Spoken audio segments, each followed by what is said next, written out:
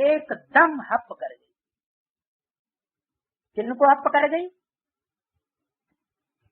अरे ज्ञान देने वाला ज्ञान सूर्य आया हुआ है, तो ज्ञान सूर्य के ऊपर श्रद्धा बैठानी है, भावना बैठानी है, निश्चय बैठाना है, या देहधारियों के ऊपर निश्चय बैठाना है? देहधारियों के ऊपर निश्चय बैठाने की बात नहीं है। तो बाबा मुरली में कंप्लेंट करते हैं, कोई मम्मा के मुरीद, कोई बाबा के मुरीद, शिव बाबा को कोई पूछता है। एक मुरली में बोला, तो ज्ञान में चलने वाली कुछ ऐसी भी आत्माएं थी जो मम्मा के आधार पर ज्ञान में चल रही थी। तो जब मम्मा ने शरीर छोड़ा 65 में, तो मम्मा के शरीर छोड़ने के बाद उनका निश्चय उखड़ गया, क्योंकि बाबा ने बाबा भले चले जावे, लेकिन मम्मा यज्ञ के अंत तक कार्य करती रहेगी। लेकिन मम्मा ने पहले ही शरीर छोड़ दिया। लेकिन बच्चे नहीं इस भाव को समझ सके, और जो समझाने वाले निमित्त गुरु थे, उनकी बुद्धि में भी ये रहस्य नहीं आया, आना ही नहीं था, क्योंकि वो तो और ही अंधेरा करने वाले हैं। तो मम्मा ने शरीर छोड़ दिया, पार्थिव शरीर। अब ये पता नहीं कि बाबा तो बहुत रमतू रमतबाज है, एक को निमित्त नहीं बनाएगा तो शक्तियां तो अनेक है ना, दूसरी शक्ति को निमित्त बना देता है। तो इस राज्य को कोई नहीं समझ सका। जंगल जो है वो कभी राजा के बगैर नहीं होता। क्या जंगल का राजा कौन? शेर शेरनी। तो एक शेर शेरनी जाती है तो दूसरे शेर शेरनी तैयार हो जाते हैं। तो मम्मा ने शरीर छोड़ा तो यज्ञ वत्स नहीं समझ सके कि मम्मा का पार्ट कहाँ चल रहा है। सिर्फ साक्षात्कार किया बंदा होगा कि नेपाल में कहीं मम्मा ने जन्म लिया है, उन्होंने समझा स्कूल नेपाल। अब बेहदर का बाप तो बेहदर के बच्चों से बेहदर की बातें करते हैं। हद की बुद्धि, विकारों की दुनिया में लगी हुई बुद्धि उन्हें बेहद की बातों को नहीं समझ सकती। तो देहधारी धर्म गुरुओं ने तत्कालीन ये बात नहीं समझी कि मम्मा कहीं गई नहीं है, मम्मा इसी सत्य रूपी रंगमंच पर अंत तक बाबा के साथ सहयोगी बनकर के कार्य करे। तो बाबा ने बोला था मम्मा वो बाबा भले चला जावे, कुछ तो हो जावे, लेकिन मम्मा अंत तक यज्ञ की पालना करेगी। तो बच्चों को प्रूफ नहीं मिल पाया, क्योंकि स्थूल आंखों से इस बात को देखा, लिहाजा उन्होंने समझ लिया मम्मा ने शरीर छोड़ दिया, बाबा की वाणी झूठी हो गई। और मम्मा का प्यार जो मिलता था जिन बच्चों को, क्योंकि मम्मा के प्यार से उठे थे, अन्य देहधारियों के प्यार से तो उठे नहीं थे, तो उनको ये भी निश्चय जाता रहा कि मम्मा से जितना प्यार हमको मिल सकता है उतना प्यार अब कोई दूसरी आत्मा से नहीं मिले। तो वो टूट पड़े। इसी तरह 2-3 वर्ष के बाद बाबा ने शरीर छोड़ दिया। तो बाबा के प्यार में जो चलने वाली आत्माएं थी, बाबा भी तो देहधारी कि निराकारी स्टेज बन गई। जितने भी धर्म पिताएं होते हैं, जब आदि में आते हैं शुरू में, तो उनकी निराकारी स्टेज होती। जैसे महात्मा बुद्ध है, क्राइस्ट है, गुरु नानक के चेहरे को देखिए, चेहरे को देखने से ही उन धर्म पिताओं के पता लग जाता है कि जैसे उनकी आत्मा इस दुनिया में नहीं है, एकदम निराकारी स्टेज, आत्मा जैसे परम धाम में लटकी हुई है, तत्व प्रधान स्टेज। तो ब्रह्मा बाबा का एक भी ऐसा फोटो नहीं होगा जिसमें उनकी चेहरे की निराकारी स्टेज दिखाई गई हो। इसलिए उसका नाम ही रखा गया साकार पाठ, निराकार पाठ नहीं। इस देह के अंदर रहते हुए भी निराकारी स्टेज से पाठ बजाया जा सकता है। अगर वो निराकारी स्टेज का पाठ नहीं बजाया जा सकता है तो निराकारी स्टेज दिखाई कैसे जाएगी चित्रों में? देखो शंकर के चित्र को देखो, जो भी पुराने चित्र हैं उनमें शंकर की और धर्म पिताओं जो दुनिया में दूसरे धर्म पिताएं हैं उनके मुकाबले और ही ज्यादा ऊंची निराकारी स्टेज दिखाई गई। तो ब्रह्मा का एक भी फोटो ऐसा नहीं जिसमें वो निराकारी स्टेज निसंकल्प की स्टेज दिखाई गई। और बाबा तो सच्चे साफ दिल थे, बाबा तो इंटरफियर करके बोलते भी थे ना। ब्रह्मा की सोल भी बीच में इंटरफियर करके बोल सकती है, तो बाबा मुरली में बोलते थे तुम बच्चे मेरे से भी सीखे जा सकते हो काय में, योग में। तो क्या बाबा ये मक्खनबाजी करते थे? है? ब्रह्मा की सोल भी मक्खनबाजी करना जानती थी क्या? है? वो तो सीधी सच्ची साफ दिल आत्मा थी, वो जैसा अनुभव करती थी वैसा ही बोलती थी। और उन्होंने कहा बच्चे मेरे को तो बहुत लफड़े लगे हुए, इतने बच्चों का 300-400 का बारात को रोज 100 वर्षों से मेरे को पालना करनी पड़ रही, तुमको तो ऐसी कोई पालना करने की जिम्मेदारी नहीं होगी।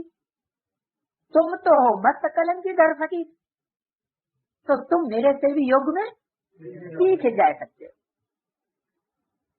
तो जो भगत बच्चे होते हैं उनको इस बात पर विश्वास नहीं हुआ कि बाबा से कोई बच्चे सीख कैसे जा सकते हैं। ब्रह्मा तो हो गया नेक्स्ट टू गॉड, यानी शिव ज्योति बिंदु के बाद दूसरा नंबर किसका? ब्रह्मा का नंबर समझ लिया। तो वो तो देहधारियों के भगत हो गए। जैसे और धर्म पिताएं हैं वो धर्म गुरु हैं देहधारी, वैसे ब्रह्मा भी देहधारी धर्म गुरु है, पहले नंबर का धर्म गुरु। क्यों? क्योंकि उनके द्वारा भी ब्राह्मण धर्म की स्थापना हुई, लेकिन देवी देवता सनातन धर्म की स्थापना नहीं हुई। कोई कह सकता है तो कोई देवी देवता का सैंपल पहला युगल तैयार हो गया है? लबारें देने के लिए भले समझा दिया जाए, जैसे समझाते रहे सुनने में आया कि कुमार का दादी और मनमोहनी दीदी की प्रवृत्ति है, ये प्रवृत्ति मार्ग का स्थापना हो चुकी है, बाबा ने स्थापन कर दी। एक में पुरुष के संस्कार हैं कंट्रोलर के, एक में कंट्रोल होने के संस्कार हैं।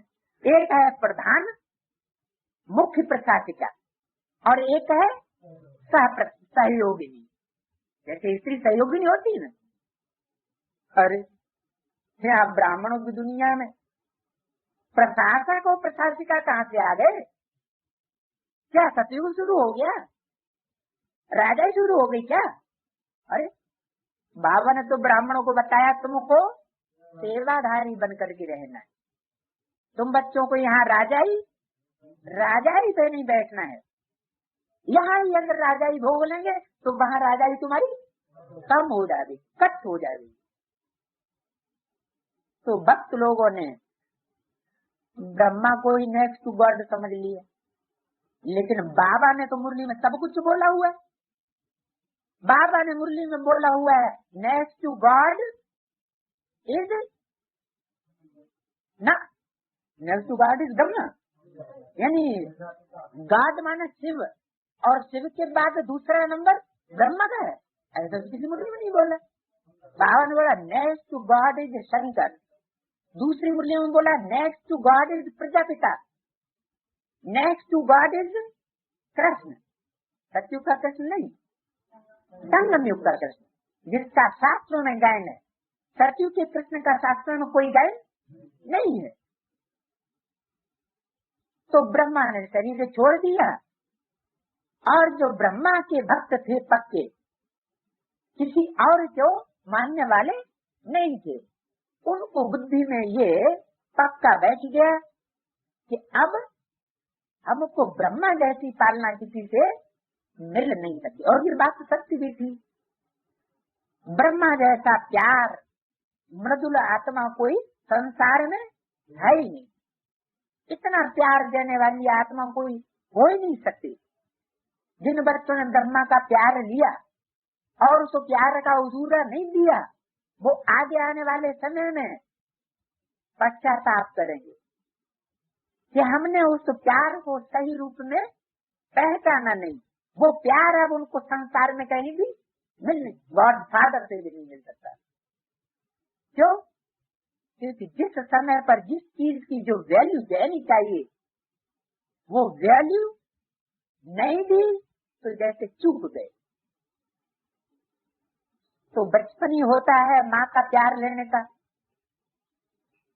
और कोई बच्चा को पता हो माँ का प्यार का उल्टा एडवांटेज उठाए और माँ का ही हाथ फेल कर दे, या हाथ फेल करने का निमित्त बन जाए, तो ऐसे बच्चों को क्या कहा जाए? तो 65 से लेकर के 68 तक दोनों ही महान आत्माएं जो ब्राह्मणों की संगम दुनिया में थी, प्रैक्टिकल जीवन में उन्होंने शरीर छोड़ दिया, तो उनके आधार पर चलने वाले जो ब्राह्मण वत्स यज्ञ में थे, वो सब ज्ञान से टूट पड़े। ये तो हुए देहधारियों के आधार पर चलने वाली विशेष आत्माएं, लेकिन कुछ ऐसी भी आत्माएं थी जो ज्ञान के आधार पर चल रही थी। तो उन्होंने बाबा की मुरली का महावाक्य सुन रखे थे, जैसे अभी बताया कि मम्मा यज्ञ के अंत तक पालना करती रहेगी, और वो ज्ञान का पॉइंट उनका हल करने वाला कोई नहीं रहा। मम्मा में बुद्धि थी, क्योंकि वो तो है ही बुद्धि की देवी। सरस्वती बुद्धि विद्या की देवी है। बाबा किसी पॉइंट को लेकर के इतनी गहराई में नहीं जा सकते थे, क्योंकि बाबा के थ्रू तो शिव बाबा वाणी चलाने वाला था। ज्ञान की वाणी कौन चलाता था? शिव बाबा, न कि ब्रह्मा। ब्रह्मा नहीं चलाते थे, वो तो कोरा कागज जैसे आत्मा, बच्चा बुद्धि।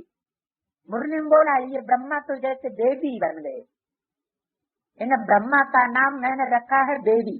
मुरली में बोला बेबी क्यों? क्योंकि बच्चा बुद्धि आत्मा है, किसी बात की ज्यादा गहराई नोक झोंक में जाने वाली आत्मा नहीं थी। तो ब्रह्मा जैसी श्रेष्ठ आत्मा, उसने भी शरीर छोड़ा, तो जो ज्ञानी आत्माएं थी उनकी बुद्धि में ये बात आ गई कि बाबा ने तो वाणी में बोला था कि ब्रह्मा की आयु 100 साल, और ब्रह्मा तो 100 साल के तो हुए नहीं, ये तो पहले ही शरीर छोड़ गए।